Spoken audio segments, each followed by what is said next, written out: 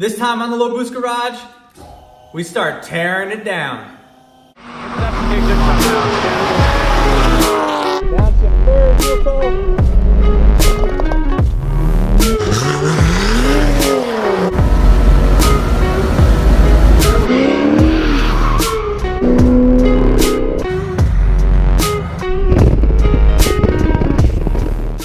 Welcome back to the channel.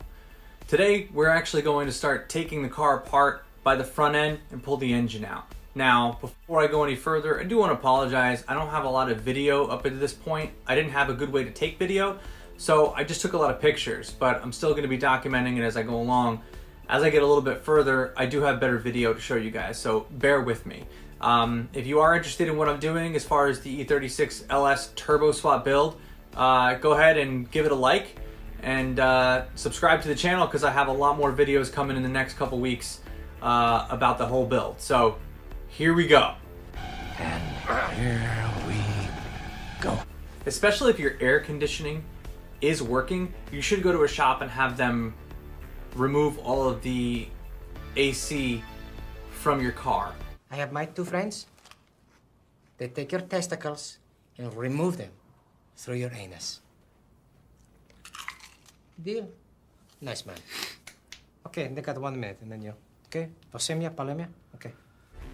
It is illegal to evacuate your air conditioning system in your garage by yourself, so First of all, income tax is illegal. make sure you take it to a shop and have them professionally do it.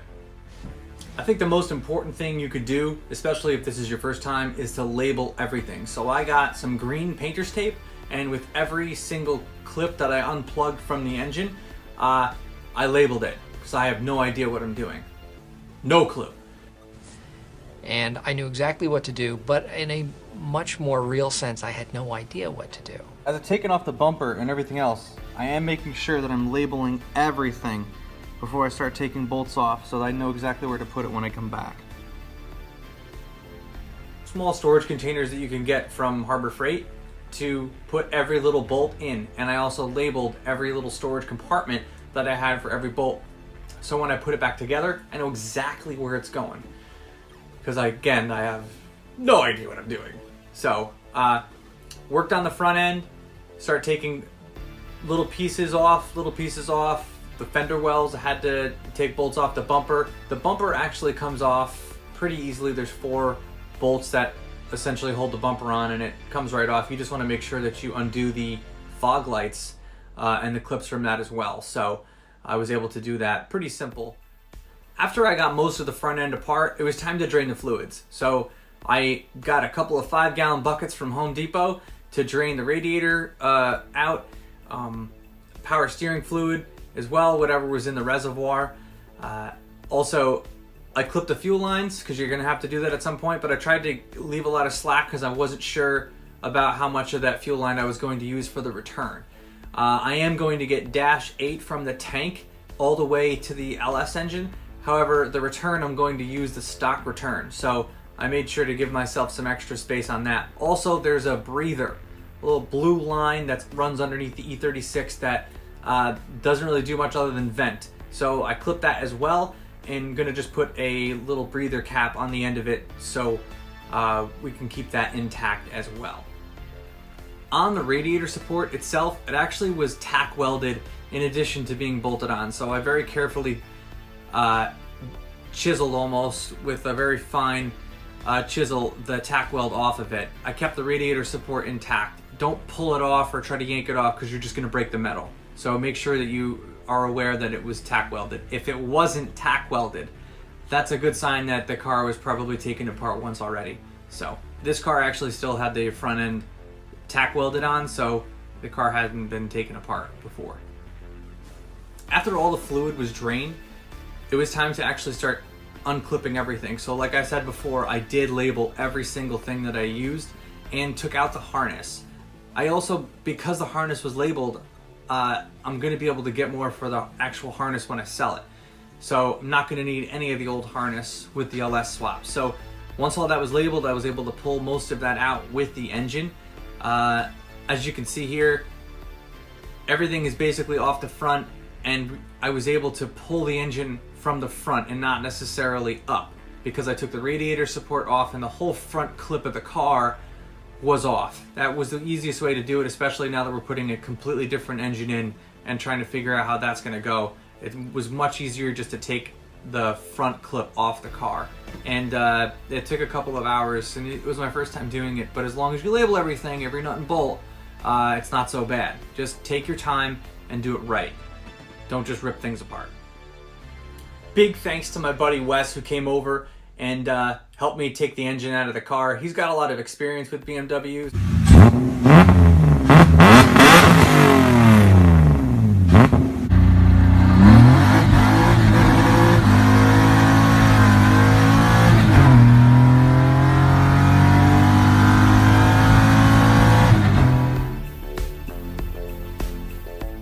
So he definitely was a great guy to have come over and help do this. Next up, once the engine was out, was to actually kind of clean up everything, and I noticed some things that were wrong with the subframe after the engine was out. Somebody actually tried to jerry rig, fix the engine mount. It wasn't even fully attached to the car. They just kind of drilled into the subframe itself, so it was kind of shot, especially for an LS swap. So I went on over to Highline Motorsports, and they actually had a parts card lying around there that had a good subframe from an E36 on it. So I grabbed it from them. They're great over there. You should check them out.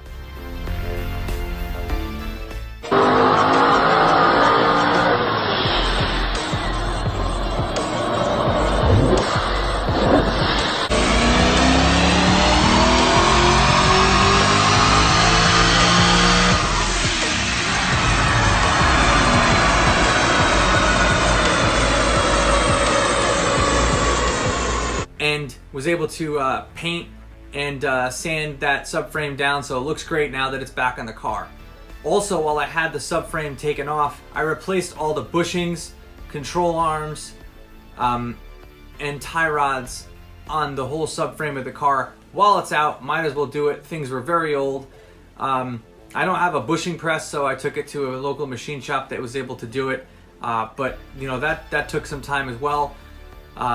I actually had the car listed on Facebook Marketplace selling the engine and transmission. So once all of that came out, I already had some buyers lined up for it. So it really didn't sit in my garage for that long. As you can see from this picture, they're not right next to each other, but the LS engine and the M50 that I pulled out were pretty close in size. The M50 is definitely longer. The LS is wider, but there is a lot of intake components on the right side of the driver's side of the engine that take up a lot of the engine bay as well. So things are going to fit in pretty nicely.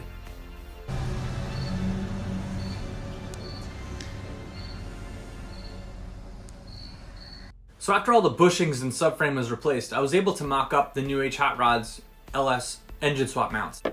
After drilling a small hole, as you can see, what you would have to do in the instructions that it comes with, I was able to get these things bolted in there pretty well. They are made of extremely strong metal. It's got to be aluminum, billet, something. It's strong. This is going to really be able to hold a lot of power. So now that the old engine's out, I'm going to start getting the LS engine ready to go in this thing. I have made the decision, and we are going to nix the orange color paint scheme for the LS engine. And I'm just going to paint it black and put it back.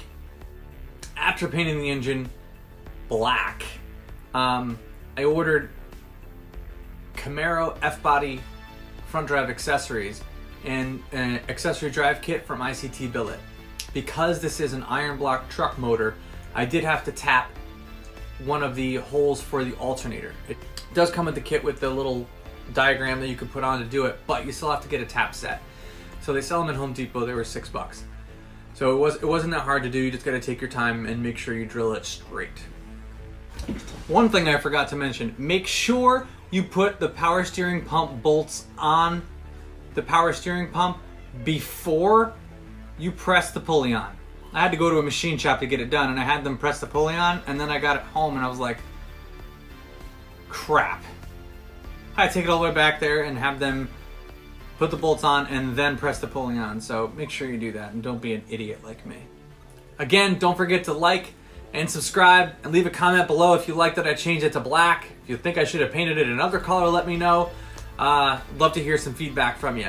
Next up in the next episode, we're going to continue to get the car ready to put the engine in, do the rest of the top end of the engine, get the intake all figured out, the rockers, the trunnion kit, and start prepping the car to swap this sucker in. So, thank you guys for watching, and I'll catch you in the next one.